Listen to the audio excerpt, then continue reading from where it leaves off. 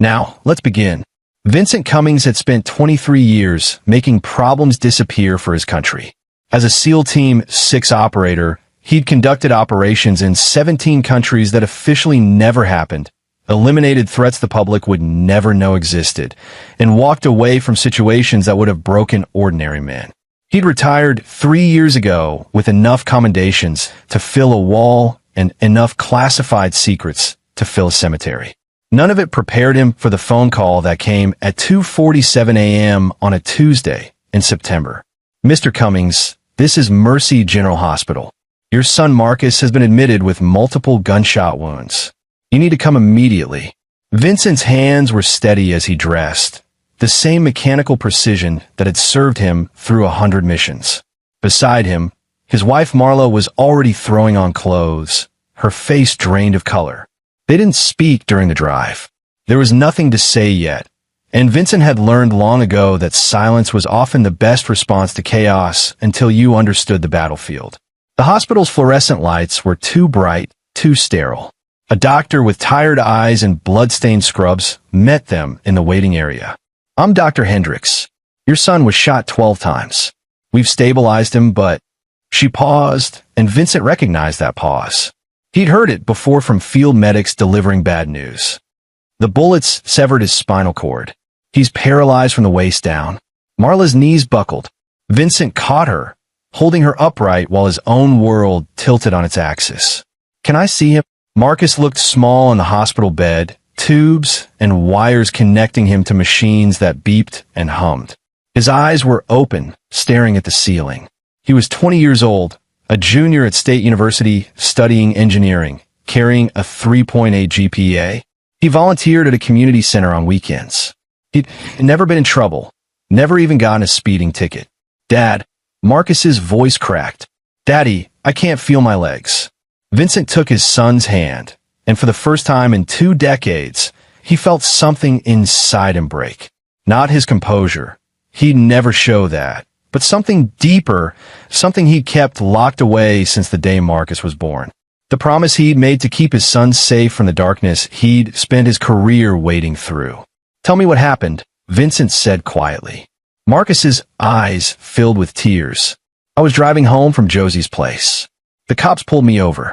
Said my taillight was out. There were 4 of them. They made me get out, search my car. I didn't have anything, Dad. I swear to God. Then one of them said they found drugs under my seat. I told them it wasn't mine, that someone must have planted it. They laughed. Then they started shooting. I tried to run. They just kept shooting. Vincent listened to every word, filing away details like he was debriefing after an operation. For officers, a traffic stop, drugs planted, 12 shots fired at a fleeing, unarmed suspect. Did you see their names? The one in charge was Doyle. Wayne Doyle. I remember because he kept saying it. Officer Doyle, badge 4717. Like he wanted me to remember. Over the next 2 days, Vincent watched the news coverage with cold, analytical eyes. The official story was already set in concrete. Marcus Cummings, college student, had been caught with significant quantities of fentanyl and methamphetamine. He'd fled the scene and reached for his waistband, prompting officers to open fire in self-defense. 4 officers had been placed on administrative leave per department protocol. The case was under investigation. Your boy was a dealer, the police spokesperson told reporters. This is a tragedy, but our officers acted according to their training when confronted with an armed drug trafficker. Vincent watched the press conference from Marcus's hospital room. The spokesperson was a woman in her 50s with practiced sympathy in her eyes. Behind her stood the 4 officers, Wayne Doyle, Kenneth McNeil, Terrence Lester, and Ramon Travis. They looked somber, appropriate, like men who'd done a difficult job. Vincent memorized their faces. Josie Chung, Marcus's girlfriend, came to visit that evening.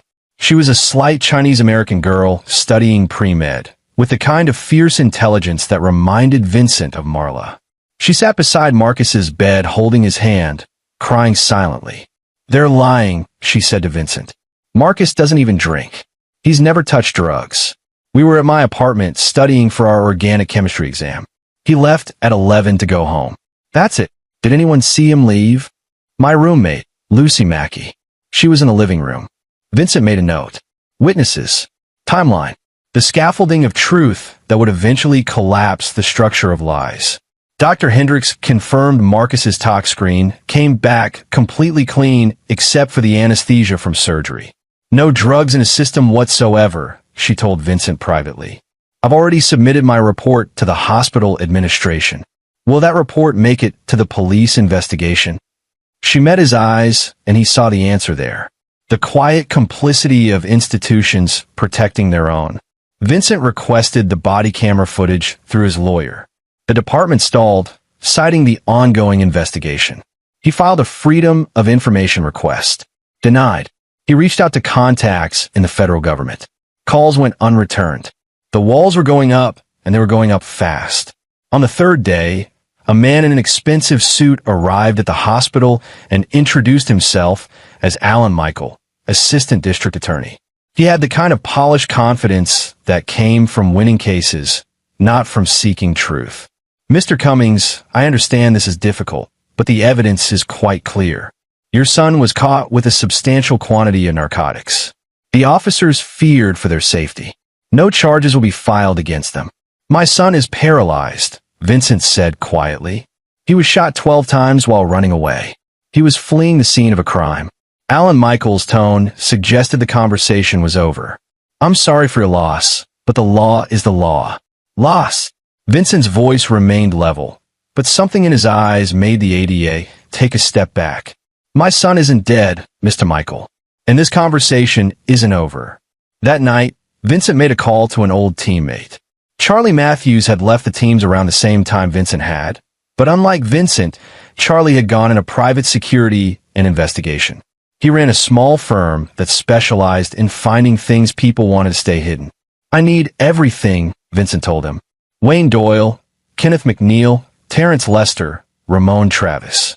Every phone call, every bank account, every secret they've got. I need the chain of command. Who gave the orders? Who's covering this up? And I need it quiet. How quiet? Goes quiet. Charlie was silent for a moment. You know what you're asking? I know exactly what I'm asking. Then you've got it. Give me a week. Vincent spent that week at Marcus's bedside. Physical therapy had started, teaching Marcus how to live in a body that no longer worked the way it should. Vincent watched his son, his strong, athletic son who'd played varsity basketball, struggle to transfer from the bed to a wheelchair. He watched the frustration, the anger, the grief wash over Marcus's face as reality set in. They took my legs, Dad, Marcus said one night. They took my life. No, Vincent said firmly. They took your legs. Your life is still yours, and they're going to pay for what they took. Marcus looked at his father, and something in Vincent's tone made him go still. Dad, what are you going to do? What I do best. Make problems disappear. Charlie called on day 6. You're going to want to see this in person. My office tonight. Come alone.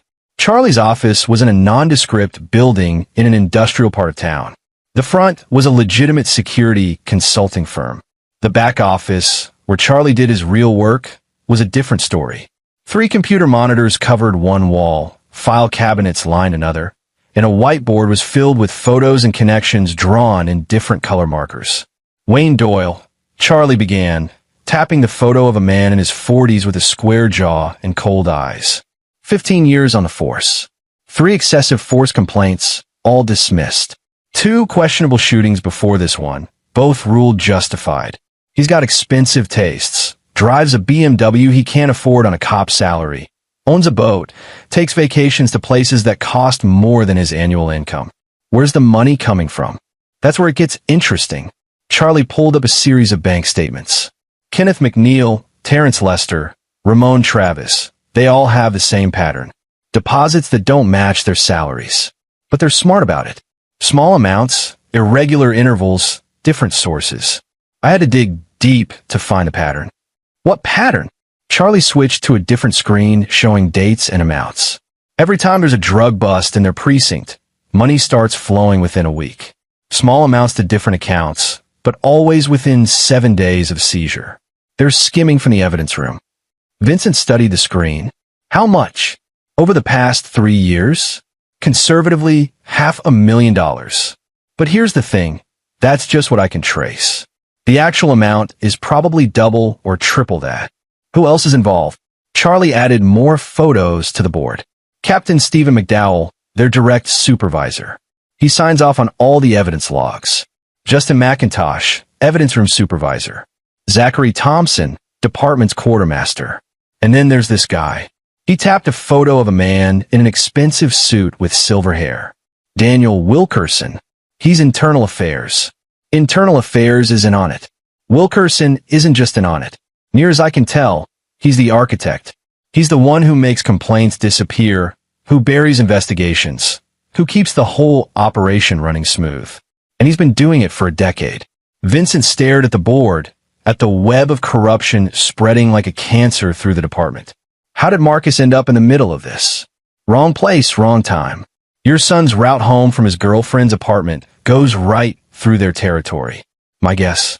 They were running low on product to plant, needed a bus to justify their next skim, and Marcus was convenient.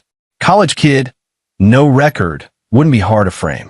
They probably thought he'd take a plea deal, do a few years, and that would be that. They didn't count on 12 bullets making him fight back, or on his father being you. Charlie leaned back in his chair. Vincent, man, I know what you're thinking. But this is bigger than 4 dirty cops. This is a network. You go after them. The whole department is going to circle the wagons. Good, Vincent said quietly. The more of them that come, the more targets I have. Charlie pulled out a thick folder. Everything's in here. Bank records, phone logs, surveillance photos, witness statements I've collected. It's enough to blow this whole thing open. You could take this to the FBI, to the media. You could do this the right way. Vincent took the folder. The right way put my son in a wheelchair. I'm going to do it my way. Which is 12 bullets, Vincent said. 12 funerals. Vincent spent the next week studying the files like he was planning an operation. He identified the players, their routines, their vulnerabilities. Wayne Doyle was the trigger man, the one who'd fire the first shot. Kenneth McNeil had held Marcus down. Terrence Lester had planted the drugs. Ramon Travis had destroyed the dashcam footage. Each had played their part, but they were just a ground team. Above them were Stephen McDowell, Justin McIntosh, and Zachary Thompson, the infrastructure that made the corruption possible. And above them all was Daniel Wilkerson, the man who'd built the machine. Then there were the enablers. Alan Michael, the ADA who'd refused to prosecute. The union lawyer who'd gotten the officers paid leave instead of suspension. The city council members who'd voted to keep body camera policies loose. The journalists who'd printed the department's lies without question. 12 people. 12 bullets. 12 carefully planned operations. Vincent started with surveillance. He photographed them coming and going from their homes, from the station, from the bars where they drank and the restaurants where they ate. He noted their habits, their patterns, their vices. Kenneth McNeil had a gambling problem. Terrence Lester was cheating on his wife. Ramon Travis visited a particular escort twice a week. Stephen McDowell had a cocaine habit he thought was secret. Everyone had weaknesses. Everyone had pressure points. Vincent's phone rang one evening as he sat in his car outside Wayne Doyle's expensive suburban home. It was Claire Lutz, an investigative journalist with the local paper who'd been digging into police corruption for years. Mr. Cummings, I'd like to talk to you about your son's case. I don't talk to reporters. I'm not most reporters. I've been investigating Wayne Doyle for 3 years. I know what he is. I know what he's done, but I can't prove it. Not yet. Not without help. Vincent was silent for a long moment. What kind of help? The kind that gets the truth out. I heard you hired Charlie Matthews. I heard he found something. Give me what you have, and I'll make sure the whole city knows what these men are. And then what? They get fired? Maybe charged? Maybe they do a few years in prison while my son spends the rest of his life in a wheelchair. Then what's your alternative? Vincent ended the call. That night, he visited Marcus in the rehab facility where he'd been transferred. His son was getting stronger, learning to navigate his new reality with the same determination he'd shown in everything else. Josie was there, helping him with his exercises. Dad, Marcus said, the physical therapist says I might be able to walk with braces someday. Not much, but some. That's good, son. It's not enough, though, is it? Marcus's eyes were hard, older than they'd been 2 weeks ago. They took something from me I can't get back. And they're still out there, still working, probably doing this to someone else. Vincent sat down beside the wheelchair. What do you want me to do, Marcus? His son met his eyes. I want them to know what it feels like. I want them to lose what they can't get back. I want justice. Justice or revenge. Is there a difference? Vincent thought about that. In his old life, there'd been clear rules, mission objectives, rules of engagement, chains of command. But his old life had been about protecting his country from foreign threats. This was different. This was about protecting his family from domestic ones. No, Vincent finally said. In this case, I don't think there is. He kissed Marcus on the forehead and left. The time for surveillance was over. The time for planning was done. It was time to go to work. Vincent started with Terrence Lester because he was the weakest link. Lester was 42, married with 3 kids, and drowning in debt from his mistress and his gambling addiction. He played poker every Thursday night at an underground game in a warehouse district. Losing money, he didn't have to people who didn't forget debts. Vincent had learned from Charlie that Lester owed nearly $50,000 to a loan shark named Sammy Nicholson. Nicholson wasn't particularly violent as loan sharks went, but he was persistent, and Lester was running out of places to hide. On Thursday night, Vincent watched Lester lose another $3,000 at the poker table. The cop's face was sweaty, desperate, the face of a man spiraling. When Lester left around midnight, Vincent followed at a distance. Lester's car was a beat-up sedan that barely ran. He sat in it for 10 minutes in the parking lot, head on the steering wheel, before finally starting the engine. Vincent waited until Lester was on a deserted stretch of road, then made his move. The sedan's tire blew out with a controlled pop, a simple trick Vincent had learned decades ago. Lester pulled over, swearing, and got out to examine the damage. He never saw Vincent coming. Terrence Lester, Vincent said quietly from behind him. Lester spun around, his hand instinctively going for his service weapon. But his gun wasn't there. He was off duty, unarmed. Who the hell are you? I'm the father of the kid you shot. The one you planted drugs on. The one who's never going to walk again because you and your friends needed a convenient bust to cover your theft from the evidence room. Lester's face went pale. I don't know what you're talking about. You owe Sammy Nicholson $50,000. You've been stealing from evidence seizures to pay your gambling debts and support your mistress, Brandy Cameron, who lives in an apartment you pay for on Riverside Drive. You've been doing this for 4 years. And you shot my son 12 times to cover it up. Look, man, that kid, he was reaching. Vincent moved faster than Lester could react, his hand shooting out to grip the cop's throat. Not hard enough to choke, but hard enough to make a point. My son was running away. You shot him in the back. 7 of those 12 bullets hit him from behind. I've seen the autopsy report Charlie pulled from his source in the coroner's office. You want to keep lying? Or you want to hear what happens next? Lester's eyes were wide with fear. What do you want? I want you to tell me everything. Every detail of the operation. Who's involved, how it works, where the money goes. You give me that, and maybe you walk away from this with just your career destroyed instead of your life. I can't. They'll kill me. Doyle will. Doyle isn't here. I am. And you've got about 30 seconds to decide which of us scares you more. Lester talked. He talked for 20 minutes, spilling details about the operation that even Charlie hadn't uncovered.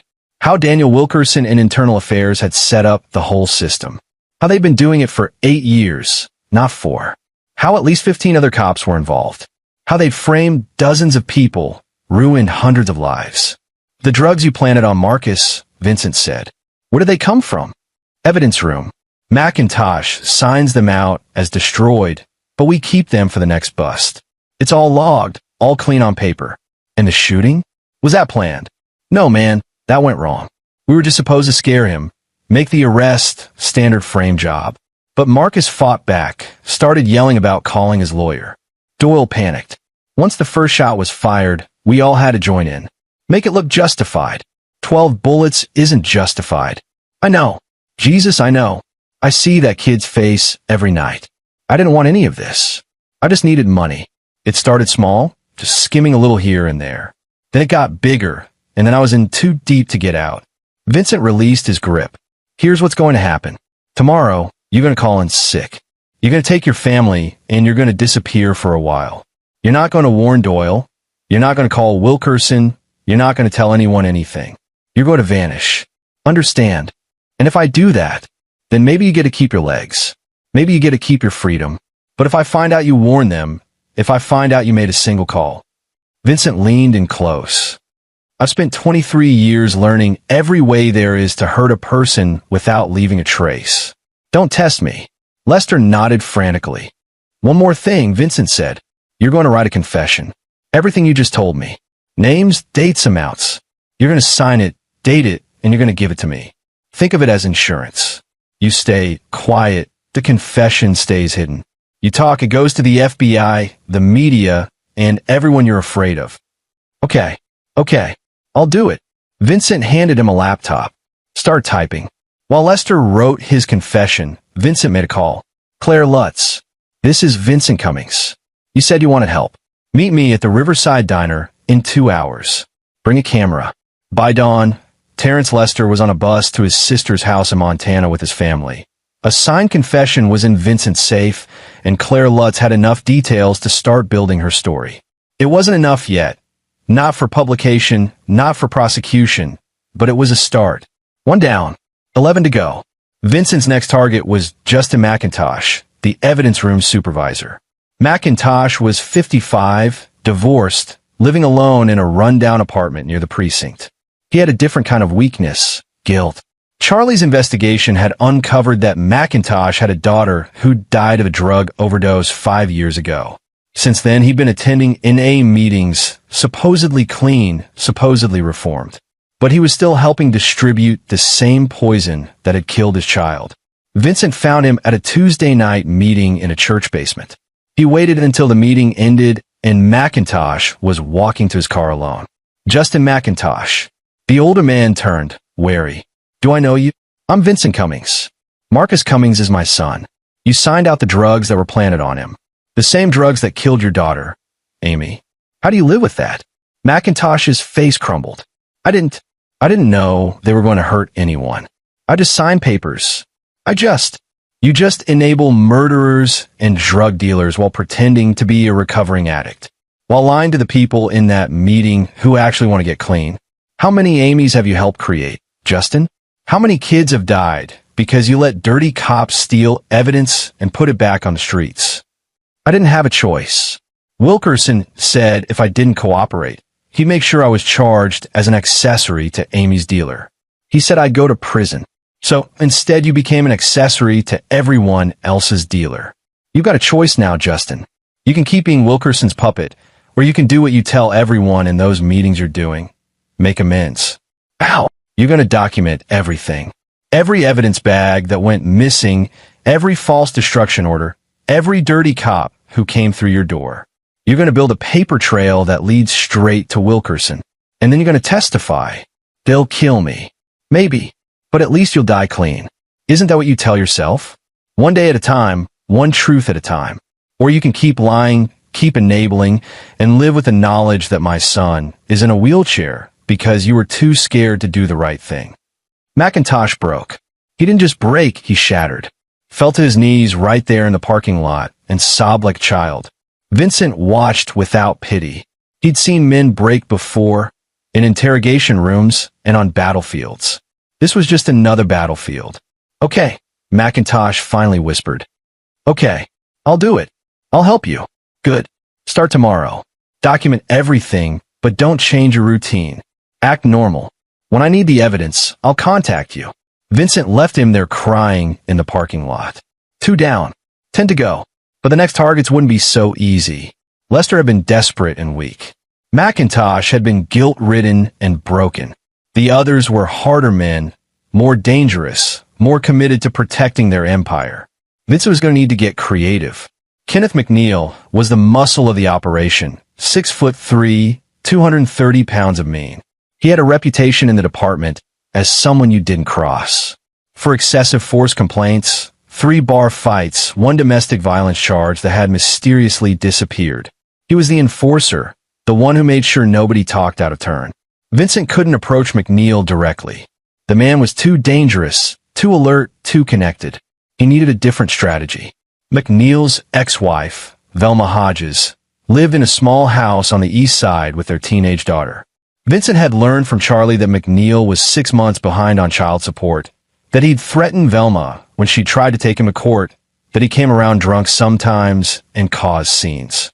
Vincent paid Velma a visit on a Saturday morning. She answered the door with suspicious eyes and a baseball bat in her hand. "Mrs. Hodges, my name is Vincent Cummings. I'd like to talk to you about your ex-husband. If you're a cop, I'm not interested. If you're a lawyer, I can't afford you. If you're a friend of Ken's, get off my porch before I call the police. I'm none of those things. I'm the father of Marcus Cummings, the boy your ex-husband helped shoot 12 times and frame for drug dealing." Her expression shifted from hostility to something complicated, recognition mixed with guilt. "I saw that on the news. Ken said the kid was a dealer. My son has never touched drugs. He was shot in the back while running away. He's paralyzed for life. And your ex-husband held him down while his partner planted evidence." Velma's grip on the bat loosened. "Why are you telling me this?" "Because I'm going to destroy everyone involved in what happened to my son. And I'm giving you a chance to get clear of the blast radius.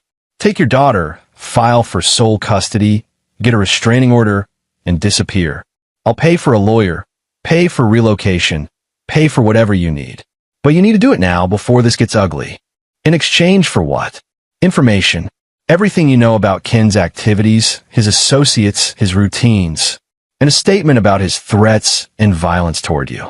Give me that, and I'll make sure you and your daughter are safe when this falls apart." Velma invited him in. Over coffee, she told him everything. How McNeil had been bringing home unexplained cash for years. How he'd bragged about cleaning up the streets while snorting cocaine in their bathroom. How he'd hit her twice before she'd finally left. How he'd threatened to kill her if she ever testified against him. "There's something else," she said quietly. "Ken has a storage unit. Off Route 40, one of those big ones. He thinks I don't know about it, but I found the key once. I looked inside. It's full of evidence bags. Drugs, money, guns.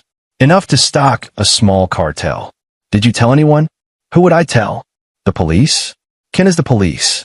Internal affairs? They're all in it together. I learned a long time ago that reporting cops gets you nowhere but hurt." Vincent took the storage unit address. "Pack a bag. I'll have someone here tomorrow to take you and your daughter somewhere safe. File the custody papers on Monday. Don't tell Ken you're going. Don't tell anyone. Just disappear. Will this actually work? Will you really get him?" "I promise you," Vincent said. "Kenneth McNeil will never hurt you again." The storage unit was easier to access than Vincent expected. A simple lockpick, 2 minutes of work, and he was inside. Velma hadn't exaggerated. The space was packed with evidence bags, thousands of pills, kilos of cocaine and meth, bundles of cash, unregistered firearms. Each bag had an evidence tag. Each tag had a case number, and none of them had ever been logged as destroyed. Vincent photographed everything. Every bag, every tag, every serial number. Then he made a call. "Charlie, I need a favor. I need FBI evidence collection bags and an anonymous tip." "Vince, tell me you're not doing what I think you're doing." "I'm doing exactly what you think I'm doing. Can you help or not?" Charlie sighed. "Give me the address." The FBI raided Kenneth McNeil's storage unit on Monday morning while McNeil was on duty. They found enough evidence to charge him with theft, drug trafficking, evidence tampering, and a dozen other felonies. The media coverage was immediate and explosive. The department tried to spin it as a single bad cop, an isolated incident, but Claire Lutz was ready with her story. Sources inside the department suggest this is part of a larger corruption ring involving multiple officers, she wrote. Evidence room logs show discrepancies dating back nearly a decade. Internal Affairs has been notified multiple times about missing evidence, but no investigations have been opened. The same officers keep appearing in cases where evidence vanishes. Wayne Doyle, Kenneth McNeil, Terrence Lester, Ramon Travis. How many more names are on this list? The department went into crisis mode. Captain Stephen McDowell held a press conference denouncing McNeil as a rogue officer, claiming there was no systemic corruption, promising a full internal review. Vincent watched with cold satisfaction as McDowell lied through his teeth. The captain had no idea his turn was coming. Ramon Travis, spooked by McNeil's arrest, stopped showing up for work. Vincent learned from surveillance that he was hiding at his girlfriend's apartment, drinking himself stupid and making frantic phone calls. Travis was panicking, and panicked men made mistakes. Vincent intercepted one of those calls using equipment Charlie had provided. Travis was calling Wayne Doyle. "Man, we're screwed. King got popped, Lester disappeared, the FBI is looking at evidence logs." "Shut up." Doyle's voice was sharp. "You're on an open line, you idiot. Get yourself together. They've got nothing on us. Ken's problems are Ken's problems. What about the kid? What of his father? What's some retired SEAL going to do? He's not a cop, not a lawyer, not anything. He's a dad with a paralyzed son. Let him grieve. This will blow over." Vincent smiled in the darkness of his car. They still didn't know what was coming. He gave Travis 1 week to sweat, 1 week to drink and worry and imagine the FBI kicking down his door. Then he made his move. Vincent sent Travis a simple text from an anonymous number. "I know what you did. Meet me at the old industrial park on Harbor Street at midnight. Come alone or I go to the FBI." Travis came, of course. Scared men always came when you gave them a glimmer of hope that their problems could be fixed. The industrial park was abandoned, the kind of place where deals went bad and bodies got dumped. Travis arrived early, gun drawn, looking like a trapped animal. Vincent watched from a distance as Travis paced, swearing, checking his phone. At midnight exactly, Vincent cut the power to the entire area. The street lights went dark, plunging the industrial park into shadow. Travis spun around, weapon raised, shouting into the darkness. "Who's there? Show yourself." Vincent's voice came from the darkness, calm and cold. "Put the gun down, Ramon." "Where are you?" "Everywhere. Nowhere. Does it matter? You're surrounded. I've got 3 red dots on you right now." A lie, but Travis didn't know that. Vincent watched through night vision as Travis's head swiveled, seeing laser sights that weren't there. "What do you want?" "I want you to know how my son felt. That moment when he realized he was going to die. When he was running, and you kept shooting. When he fell, and you kept shooting. When he begged you to stop, and you kept shooting. I want you to understand that terror. It wasn't me. I didn't fire. It was Doyle and McNeil. You destroyed the dash cam footage. You filed a false report. You said my son reached for a weapon that didn't exist. You're just as guilty as them. I'll testify. I'll tell them everything. Just don't kill me." "I'm not going to kill you, Ramon. That would be too easy. I'm going to do something worse. I'm going to make you live with what you did." The lights came back on. Travis blinked in the sudden brightness, looking around frantically. He was alone. No snipers, no backup, no Vincent. Just a folder lying on the ground at his feet.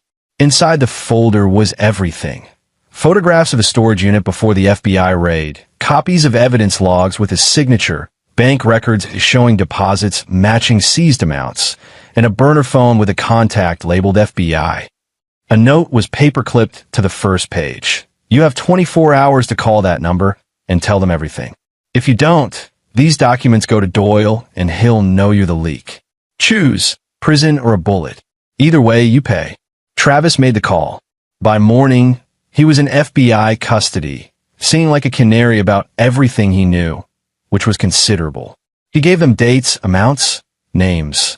He detailed how the operation worked, who was involved, where the money went. He handed them Stephen McDowell, Justin McIntosh, and most importantly, Daniel Wilkerson on a silver platter. 3 more down. 8 to go. But the FBI moved slowly, building cases that would stick in court. Vincent didn't have that kind of time or patience.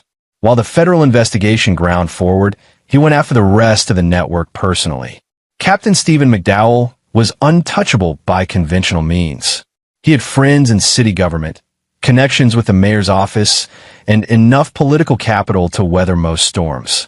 When the Travis confession hit the news, McDowell doubled down on his denials. He claimed Travis was a disgruntled officer with a drug problem, trying to bring down good cops to save himself. Vincent knew men like McDowell.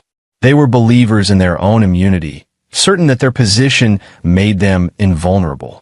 They never saw the knife coming because they couldn't imagine anyone would dare. McDowell had a cocaine habit that he indulged at a private club downtown, a place that catered to rich men with expensive vices. Vincent learned the routine from weeks of surveillance. McDowell visited every Friday night, used a private room on the third floor, and left around 2 a.m.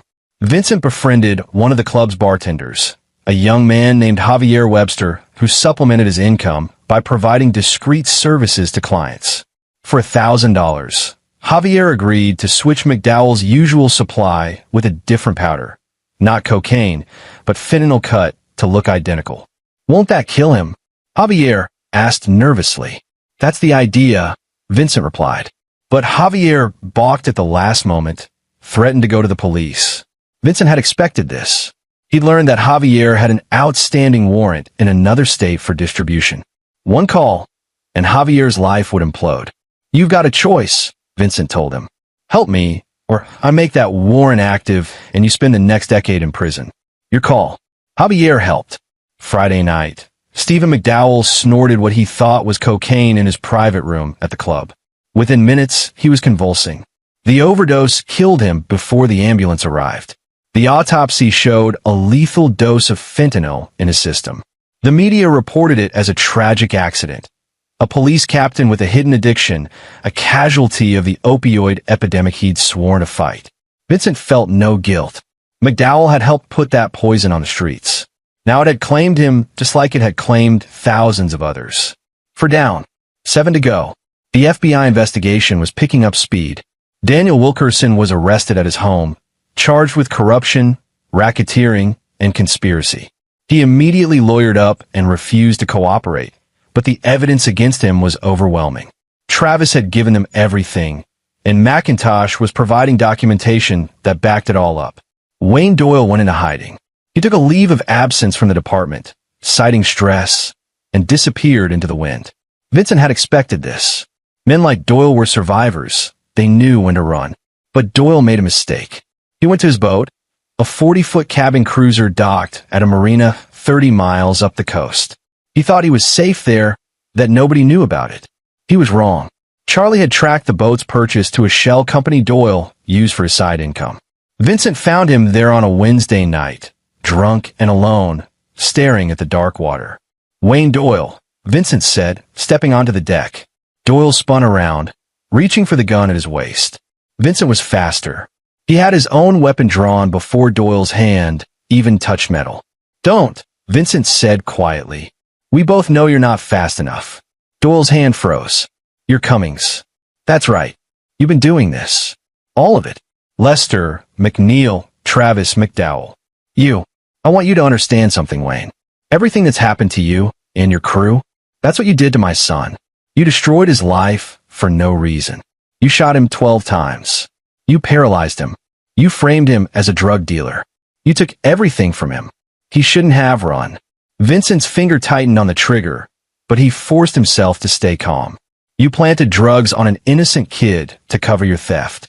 You murdered his future because you were too lazy and greedy to be an honest cop. And now you're going to pay for it. So shoot me. Get it over with. I'm not going to shoot you. I'm not going to kill you. I'm going to do something worse. I'm going to make sure everyone knows what you are. Your wife, your kids, your parents, your friends, they're all going to know you're not a hero. You're a thief and a murderer. Your name is going to be synonymous with corruption. 20 years from now, when they teach cops what not to do, they're going to use you as the example. You self-righteous son of a... Vincent shot him in the leg, the same leg where Marcus had been shot. Doyle screamed and collapsed. "That's one bullet," Vincent said calmly. "You put 12 into my son. We've got 11 more to go. But I'm not going to shoot you again. Instead, I'm going to let you live with that pain. Let you remember what you did every time you walk. Let you feel a fraction of what Marcus feels every day." He pulled out his phone and called 911, giving them the marina location. Then he melted back into the darkness, leaving Doyle bleeding and screaming on the deck of his boat. 5 down, 6 to go. The remaining targets were the enablers, the men and women who'd helped cover up the corruption. Alan Michael, the assistant district attorney, was first.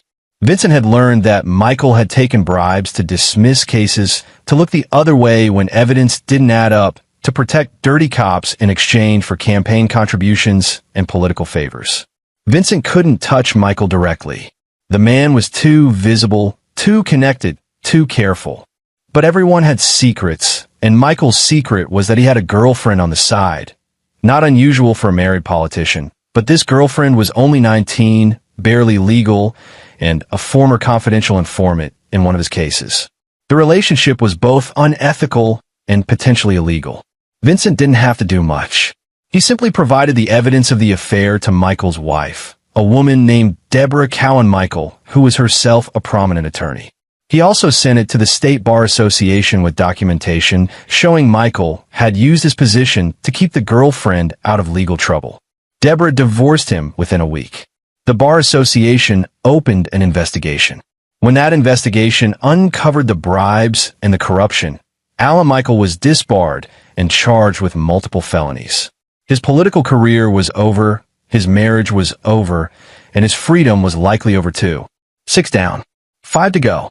Zachary Thompson, the department quartermaster, was next. Thompson had helped facilitate the theft by signing off on equipment purchases that never happened, creating fake invoices that justified budget expenditures that went into corrupt cops' pockets. He was a bureaucrat, a paper pusher, but his paperwork had enabled murder. Vincent sent all of Thompson's fake invoices to the city controller's office with a note: "Audit these purchases. You'll find the equipment doesn't exist." The resulting investigation uncovered years of fraud. Thompson was arrested for embezzlement and theft of city funds. 7 down. 4 to go. The remaining 4 were city officials. The union lawyer who'd protected dirty cops, 2 city council members who'd voted against body camera requirements and independent oversight, and the police chief who'd knowingly promoted corrupt officers and buried complaints. These were harder targets. They hadn't pulled triggers or planted evidence. They just created the environment where corruption thrived. But they were still responsible, still complicit, and Vincent wanted them to pay. For the union lawyer, Herbert Lancaster, Vincent found something worse than prison: disbarment and professional disgrace. He provided evidence to the Bar Association showing Lancaster had knowingly defended officers he knew were guilty, had suppressed evidence, had intimidated witnesses. Lancaster lost his license and his livelihood. The 2 city council members, Sammy Nicholson and Mark Walls, faced a different fate. Vincent orchestrated a recall campaign, providing Claire Lutz with documentation of their voting records, their campaign contributions from the police union, their consistent opposition to oversight and reform. The public outcry was swift and brutal. Both were recalled in special elections and replaced by reformers. 9 down. 3 to go. The remaining 3 were the hardest. Police Chief Stephen McDowell's replacement, Jeremiah Freeman, who'd been promoted specifically to contain the scandal, and 2 detectives, Alan Michael and Claude Kim, who'd investigated the Marcus Cummings shooting and had deliberately filed false reports. Freeman was a political appointment, a careerist who'd spent 30 years learning how to protect the department above all else. When the corruption scandal broke, he'd done everything possible to minimize it, to characterize it as a few bad apples, to resist external oversight. He was smooth, articulate, and utterly committed to preserving the status quo. Vincent knew Freeman couldn't be touched through conventional means. The man had survived 3 decades of department politics by being careful, by covering his tracks, by never leaving evidence. But Vincent had something Freeman didn't expect: access to decades of complaints that had been buried, patterns of misconduct that had been ignored, and a network of victims who were finally willing to talk. Working with Claire Lutz, Vincent organized a press conference. 20 families came forward. People whose loved ones had been killed or brutalized by cops. People who'd filed complaints that were never investigated. People who'd been intimidated into silence. They stood together and told their stories with documentation, with evidence, with timestamps and case numbers. The public pressure was overwhelming. The mayor, facing re-election, had no choice but to ask for Freeman's resignation. The chief retired with full benefits, but his reputation was destroyed. History would remember him not as a 30-year veteran, but as the man who protected corruption and punished whistleblowers. 10 down. 2 to go. The 2 detectives, Alan Michael and Claude Kim, had falsified the investigation into Marcus's shooting. They'd ignored witnesses, suppressed evidence, and filed reports they knew were lies. Unlike the others, They were still actively working, still carrying badges, still ruining lives. Vincent waited for them to split up, then approached them individually. Alan Michael first, catching him in a parking garage after his shift. "Detective Michael, we need to talk." Michael's hand went to his weapon. "Who the hell are you?" "I'm the guy who's been taking apart your department piece by piece. I'm the father of Marcus Cummings, and I'm here to give you one chance to do the right thing." "I don't know what you're talking about." Vincent held up a tablet showing surveillance footage of Michael meeting with Wayne Doyle, taking an envelope of cash, shaking hands. "I've got 17 more meetings just like this one. I've got bank records showing deposits that match the dates. I've got testimony from 3 different people saying you deliberately buried evidence in the Cummings case. You can either cooperate with the FBI investigation, or you could go down with everyone else." Michael's face went white. "If I cooperate, I'll never work in law enforcement again." "That's right, but you'll keep your freedom." "Maybe. Depends on what you give them. And if I don't, then I give this to the FBI, to the media, and to every defense attorney in the city whose client you've ever arrested. Every case you've ever touched will be reopened. Every conviction will be questioned. You won't just lose your career. You'll destroy the careers of every honest cop who trusted you, every prosecutor who relied on your testimony, every victim who thought you got them justice. Your legacy will be poisoned." Michael cooperated. Within a week, he was providing testimony to federal prosecutors, admitting to falsifying reports, taking bribes, and obstructing justice. 11 down. 1 to go. Claude Kim was the last and the hardest. Unlike the others, Kim didn't seem motivated by money or power. He was a true believer, someone who genuinely thought cops should stick together no matter what, that civilians didn't understand the job, that the ends justified the means. He'd covered for dirty cops, not for personal gain, but because he believed it was his duty. Vincent tried the same approach he'd used with Michael, but Kim refused to cooperate. "I don't care what you've got," Kim said. "I stand by my investigation. Your son was a criminal, and those officers acted appropriately. My son was an honor student with no record. The drugs were planted. The shooting was murder. You know this. I know what I put in my report.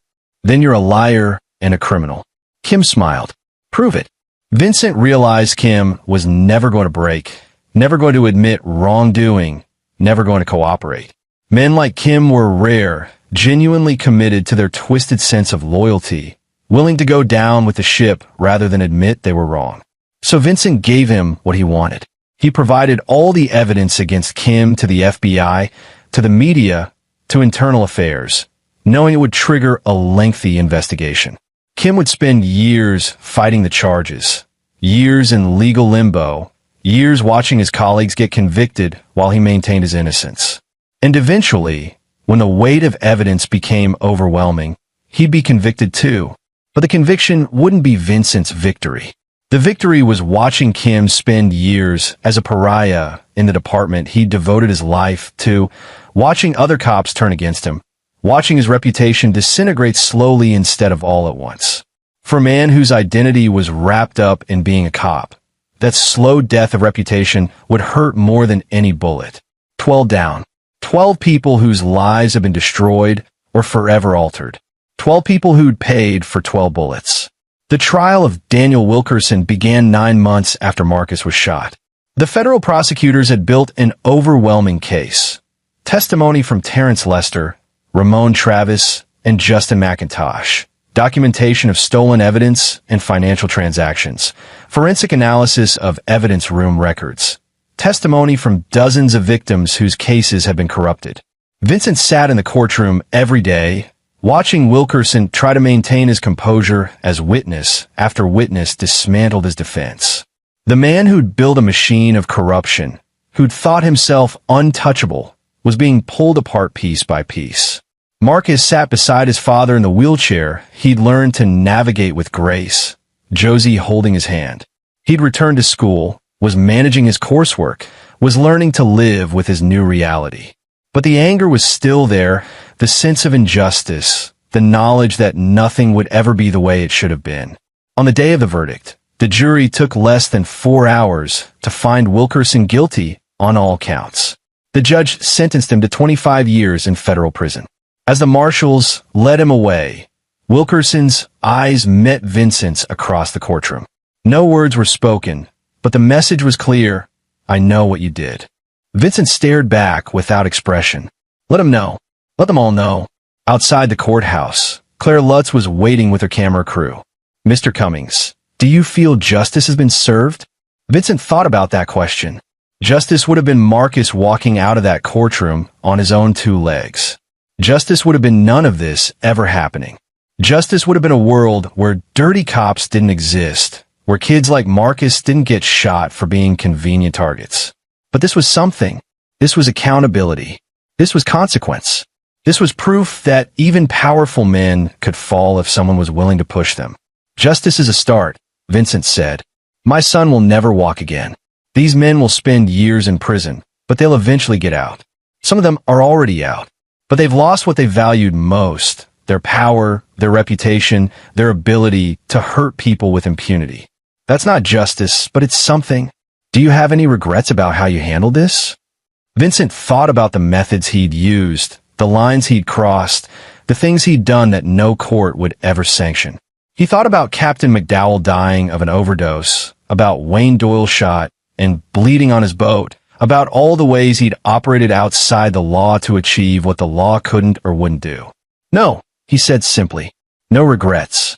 Later that night, Vincent sat with Marcus in their living room. Marla had gone to bed, exhausted from the day's emotions. Father and son sat in comfortable silence, watching the city lights through the window. Dad, Marcus said quietly, I know what you did. Not all of it, but enough. Charlie told me some things. I put the rest together. Vincent was quiet for a long moment. And I want you to know that I understand. I don't condone all of it. I wish it hadn't been necessary. But I understand why you did what you did. I did it for you. I know. But I also think you did it for you.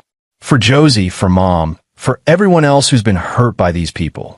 You weren't just protecting me. You were stopping them from doing this to someone else. Does that make it right? Marcus considered that. I don't know, but it makes it necessary. Sometimes the system fails. Sometimes the law isn't enough. Sometimes someone has to step outside the lines to make things right. You did that. You crossed lines that shouldn't be crossed, but you did it for the right reasons. That has to count for something. Vincent looked at his son, this young man who'd been through hell and come out stronger, who'd lost so much but refused to lose himself. You're going to be okay, aren't you? Marcus smiled. Yeah, Dad, I'm going to be okay. It won't be the life I planned, but it'll be a good life. I got Josie, I've got school, I've got a future. They tried to take that from me, but they failed. I'm still here. We're still here. Vincent felt something in his chest loosen, a tension he'd been carrying for months finally releasing. I'm proud of you, son. I'm proud of you too, Dad. Even if what you did scares me a little. They sat together in the darkness, father and son, survivor and protector, both changed by what had happened but still standing. Outside, the city moved on, oblivious to the war that had been fought in its shadows. But in this room, in this moment, there was peace. Vincent had spent 23 years fighting for his country. He'd spent the last year fighting for his family. He'd done things he couldn't undo, crossed lines he couldn't uncross, become something he'd never intended to be. But when he looked at Marcus, alive, determined, unbroken despite everything, he knew he'd do it all again. 12 bullets. 12 people who'd paid the price. Not perfect justice, but justice nonetheless. The war was over. His son was safe. And sometimes that had to be enough. Comes to an end. Share your thoughts in the comments section. Thanks for your precious time. If you enjoyed this story, then please make sure you subscribe to this channel. That would help me a lot. Click on the video you see on the screen, and I will see you there.